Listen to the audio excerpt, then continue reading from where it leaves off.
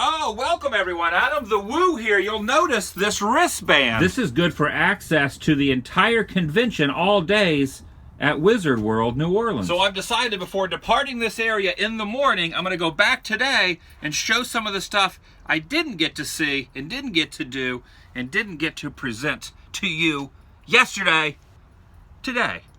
It's my second channel, daily vlog channel. It's TheDailyWoo. It's awkwardly close. There goes my Uber. Not a whole heck of a lot of parking down here for the RV, so it's easier to take an Uber from where I parked it to here. If you want a free Uber ride, use my coupon code Uber ATWUE. Try it out. Across the street is a tree with a home in the branches. It was placed here to signify and honor the people who had to deal with this during Hurricane Katrina. I just got some coffee from this place called Maui Wow. Look at the line. Now let me show you Starbucks. Oh yeah, this guy is seriously ready to party. Now look at the Starbucks line. Stretches a little bit lengthier than the last part. You want some coffee, Iron Man? Oh, you don't want any coffee? He's rebuking it. He's pushing it away. He must be a Starbucks kind of guy. To gain entry, you have to raise your hand up in the air because your wristband is on your arm. So everyone is walking in with their hands in the air. Hulk is very angry because he was not given a wristband. Where's your wristband, Hulk? Don't have one, huh? Now as I enter, I will be greeted by some scantily clad women in superhero outfits. Now this is always not a negative thing, but it's something you cannot miss as you walk into the convention. It is right at the entry gates. There is no way of avoiding it. If you want to turn your head, it is not possible. You just have to kind of focus on this for a minute before you make your way even further onto the convention floor. I think it's safe to say comic book conventions cater to those of all ages.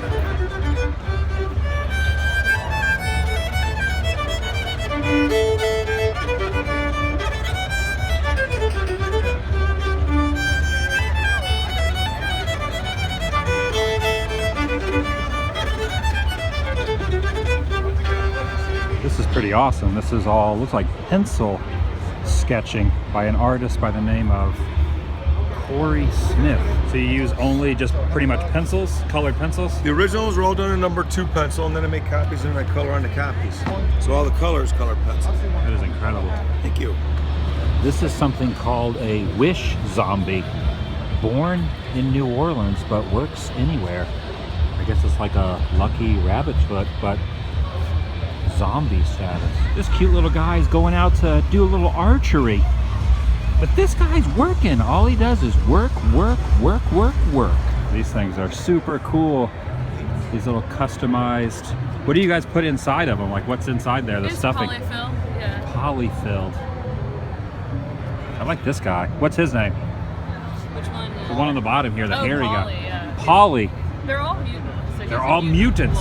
This booth has some really cool pins. This hamburger, you know how much I enjoy eating hamburgers, but they also have a pizza underwear, which I don't know if you're supposed to wear it or eat it, and a wallet that says, always broke. And I ended up buying a hat. Check this out. There's a hamburger on the front of the hat. I need to take the sticker off though. This might be the cutest burger in the history of burgers. Uh-oh, the Ghostbusters.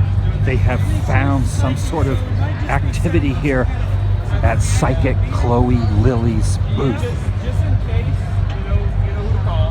If you see something, call. We're ready to leave. I just picked up this pen from Halloween 2. I like it, so I decided to get it. Not only do they have a full stock bar, but they also provide charging stations. Compliments of Wizard World. Oh my gosh, that Ghostbusters jacket, vintage, is amazing. Now this is really cool. An old Nintendo Entertainment System Duck Hunt throwback. I'm not sure what kind of material that's made out of, but check it out. Here's Homer, same kind of material.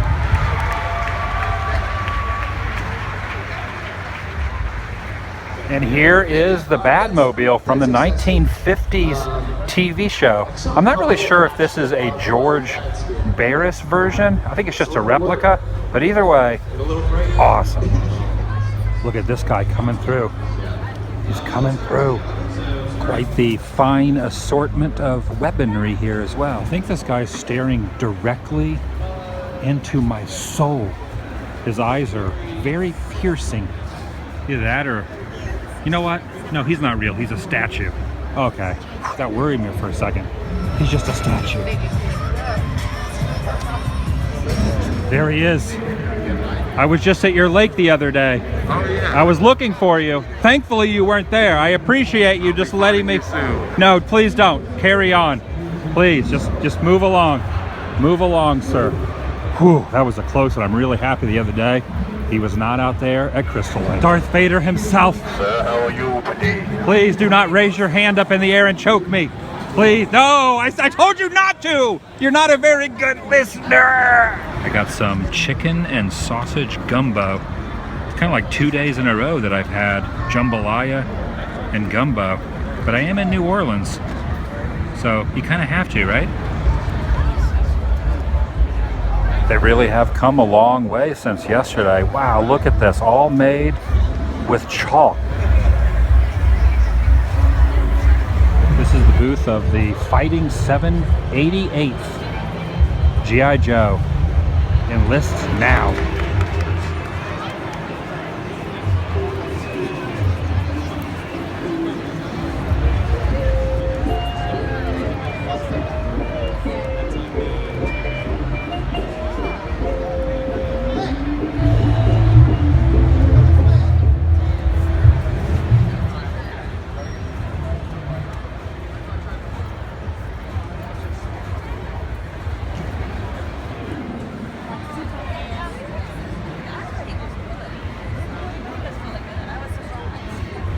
Wow, I didn't even know they made Superman 3 trading cards. Now, how awesome is this? There is a dinosaur inside the Jurassic Park Jeep. What in the heck is this?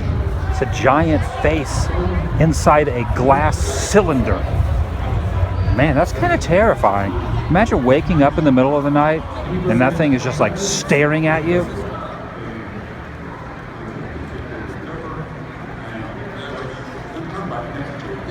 Those lights are very distracting. Don't stare at them too long. It's funny, but I actually remember these posters when they came out in 2010 on the 25th anniversary of Back to the Future. Wow, time definitely flies. You know what, Miss Biff and Mr. Tom Wilson!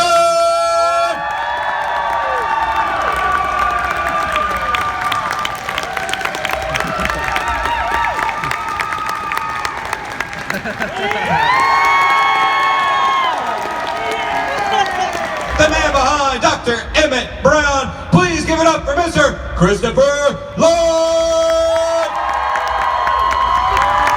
The way I see it, you're gonna do a panel. Why not do it with some style? It works. He finally held a microphone that works. We didn't do a scene actually together on the set until the third movie. That's right. And before that, Chris would have a scene in the morning or something. And I'd be called in the afternoon, and we'd 2 ships that passed in the night. All right, well, let's throw it to the audience for a question. Hi, right up front. What are your thoughts about the Oogie Loves and the Food Fight movie made by Larry Kasanoff? Wait, one more time. What was that? What are your thoughts on Oogie Loves and Larry Kasanoff's Food Fight movie? I think that's a great question. And if I was a politician, I would be able to answer it in one of those levels that you were, but I don't know what you're talking about. Yeah. I was talking about Chris Lloyd since he... My apologies. Since he... Obviously. Sorry. And Larry Kasanoff's Food Fight movie, which is considered to be one of the worst. I don't think I know anything much about either of them. Yeah, I think... As an actor, so much is sort of compartmentalized. You finish a movie, but as a part of our life, you put that away. You forget the lines and the things and you move on to the next thing. For me, it was a great challenge because I did not know that there would be so many time frames, so many different iterations of Biff, Griff, Buford, Mad Dog Tannen, and alternate universes. I don't know, I'm actually acting with myself in many of these scenes, so I got several different colors of highlighter, and each highlight color would be the various characters that I would play. I don't think there's any more helpless feeling in the world than suddenly to go up and not know your lines, and know don't know your lines before you shoot for the day. It's a very special feeling that I wish everyone could have, that being in front, the cameras are running, everyone's looking at you, you're looking at another actor, and you have no idea what to say. I'd be dancing. I'd sure be dancing. Yeah. I don't think they had stock to buy or anything. I just have fun. But what if your dancing was so good that someone caught it on TV, and they broke history? up the Beatles, and I would be a dancer. First, when there's nothing but a slow... I don't know. And that's why Tom Wilson should not time travel.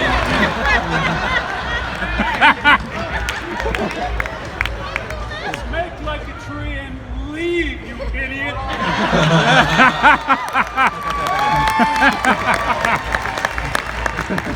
You know, I feel you handled that well. yeah. Great Scott, I'll leave it to him. A very little boy came to my booth over here, picked up the photograph of me and Crispin Glover in the cafe, and I'm knocking him on the head.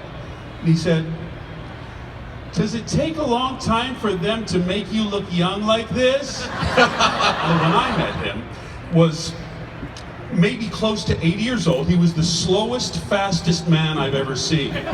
Because Arvo walked like this. He'd say, "Hey Tom, now when you quick draw on a gun, this is what you think about. Your thumb has to be," and then you do it like this. My point being, for a guy from Philadelphia who dreamed of maybe being into a big Western with actors and everything, riding horses and shooting guns and walking into the saloon and having all the chairs, everyone clears out because you're just walking in, you know, that was such a great thrill, and I loved it. That's awesome, yeah.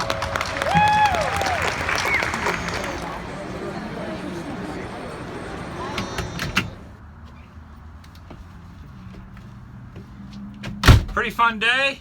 Oh, by the way, got some really cool Terminator 2 cards. As I was leaving the convention, someone stopped me and said, "I know how much you love Arnold and Terminator, so I wanted to give you these.